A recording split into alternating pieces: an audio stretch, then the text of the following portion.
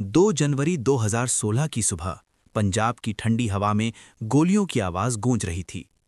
लेकिन असली सवाल उस सुबह से शुरू नहीं होता। असली सवाल है, क्या इस हमले की आहट पहले ही सुन ली गई थी? पठानकोट एयरबेस, भारत की वायुसेना का एक बेहद संवेदनशील ठिकाना। यहां से लड़ाकू विमान उड़ान भरते हैं।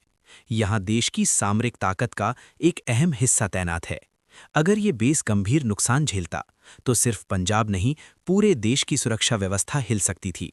लेकिन 2 जनवरी से कुछ दिन पहले खुफिया गलियारों में हलचल शुरू हो चुकी थी।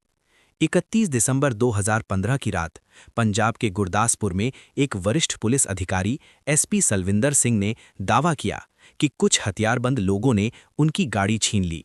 ये कोई साधारण कारजैकिंग नहीं थी। उस घटना के बाद इंटेलिजेंस ब्यूरो को कुछ इंटरसेप्टेड कॉल्स मिली। इन कॉल्स में पठानकोट और एयरबेस जैसे शब्दों का जिक्र था। दूसरी तरफ से पाकिस्तान स्थित आतंकी संगठन जैश-ए-मोहम्मद के संदिग्ध कनेक्शन की आशंका जताई गई। इन सूचनाओं को तुरंत गंभीरता से लिया गया। आईबी ने अलर्ट जारी किया। पंजाब पुलिस को सूचित किया गया। एयरबेस की सुरक्षा बढ़ाने के निर्देश दिए गए। लेकिन क्या ये सब पर्याप्त था? भारत की सुरक्षा व्यवस्था कई परतों में बटी है। स्थानीय पुलिस, राज्य खुफिया, केंद्रीय एजेंसियां, सेना, वायुसेना, एनएसजी। हर एजेंसी की अपनी भूमिका है, अपनी सीमाएं हैं। समन्वय सबसे बड़ा हथियार भी हो सकता है और सबसे बड़ी कमजोरी भी। 1 जनवरी की रात तक एयरबेस को हाई अलर्ट पर रखा गया था। अतिरिक्त सुरक्षा तैनात की गई। पर सवाल यह है कि घुसपैठ की सटीक जानकारी थी। क्या आतंकियों की संख्या, उनके प्रवेश बिंदु और उनकी योजना साफ थी, या सिर्फ एक सामान्य चेतावनी थी जिसमें खतरे की दिशा तो थी लेकिन तस्वीर धुंधली थी? 2 जनवरी की तड़के 6 भारी हथियारों से लैस आतंकी एयरबेस के अंदर घुस चुके थे। वे सैन्य वर्दी में थे। उन्होंने पहले से तय किए गए रास्तों का इस्तेमाल किया। शुरुआती मुठभेड़ में भारतीय सुरक्षा बलों ने उन्हें रोकने की कोशिश की। ऑपरेशन कई घंटों तक चला, फिर कई दिनों तक खिंच गया। कुल 7 भारतीय सुरक्षा कर्मियों ने अपनी जान गंवाई। पूरे देश में सवाल उठे कि अगर 31 दिसंबर को ही कार जैकिंग की घटना सामने आ गई थी, अगर इंटरसेप्टेड कॉल्स में पठानकोट का नाम था, तो आतंकी बेस तक पहुंचे कैसे? जांच में सामने आया कि इनपुट्स विशिष्ट तो थे, लेकिन पूरी तरह सटीक नहीं थे। एजेंसियों के पास खतरे का संकेत था, पर स्पष्ट टाइमलाइन और प्रवेश बिंदु नहीं था। एयरबेस का इलाका बहुत बड़ा है, कई किलोमीटर में फैला हुआ है। हर कोने को सील करना आसान नहीं था। फिर भी आलोचना हुई कि शुरुआती प्रतिक्रिया में भ्रम था। कमांड किसके हाथ में हो, स्थानीय पुलिस या सेना? एनएसजी को कब बुलाया जाए? एनएसजी कमांडो दिल्ली से एयरलिफ्ट होकर पहुंचे। ऑपरेशन के दौरान बार बार सर्च ऑपरेशन चला, क्योंकि आशंका थी कि कहीं और आतंकी छिपे हों। ये ऑपरेशन लगभग 80 घंटे चला। देश टीवी स्क्रीन पर सांस रोके बैठा था। बाद में राष्ट्रीय जांच एजेंसी एनआईए ने जान संभाली।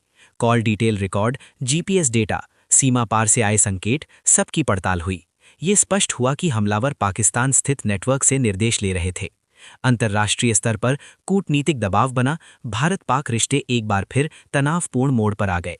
लेकिन अंदरूनी स्तर पर सबसे बड़ा सबक था इंटेलिजेंस को एक्शन में बदलने की गति। क्या आईबी और पंजाब पुलिस के बीच सूचनाओं का आदान प्रदान पर्याप्त तेज था? क्या स्थानीय स्तर पर घुसपैठ की संभावना को और गंभीरता से लिया जा सकता था? क्या एयरबेस के बाहरी सुरक्षा घेरे को और पहले मजबूत किया जा सकता था? कई विशेषज्ञों का मानना है कि ये इंटेलिजेंस फेलियर नहीं, बल्कि इंटेलिजेंस टू एक्शन गैप था। यानी जानकारी थी, लेकिन उसे पूरी तरह रोकथाम में बदलना कठिन साबित हुआ। ये फर्क बहुत छोटा लगता है, पर नतीजे बहुत बड़े होते हैं। पठानकोट हमले के बाद भारत ने संवेदनशील सैन्य ठिकानों की सुरक्षा समीक्षा की। परी की सुरक्षा मजबूत की गई। मल्टी एजेंसी कोऑर्डिनेशन पर जोर दिया गया। सीमा के पास निगरानी बढ़ाई गई। लेकिन जो सवाल उस सर्द सुबह उठा था, वो आज भी हवा में है। क्या खतरे की दस्तक को हम समय रहते पहचान पाए थे, या वो दस्तक दरवाजे तक पहुंच चुकी थी और हमने सिर्फ उसकी आवाज सुनी? पठानकोट की रात हमें ये सिखाती है कि राष्ट्रीय सुरक्षा सिर्फ हथियारों से नहीं, बल्कि सेकंडों में लिए गए फैसलों से भी तय होती है। कभी-कभी इतिहास गोलियों की आवाज से नहीं, बल्कि उन कॉल से बदलता है जिन्हें हमने सुना तो था, लेकिन शायद पूरी तरह समझ नहीं पाए। और शायद यही इस कहानी का सबसे असहज सच है कि खतरा हमेशा सीमा पार से नहीं, बल्कि कभी-कभी वो हमारे सिस्टम की दरारों से भी अंदर आ जाता है।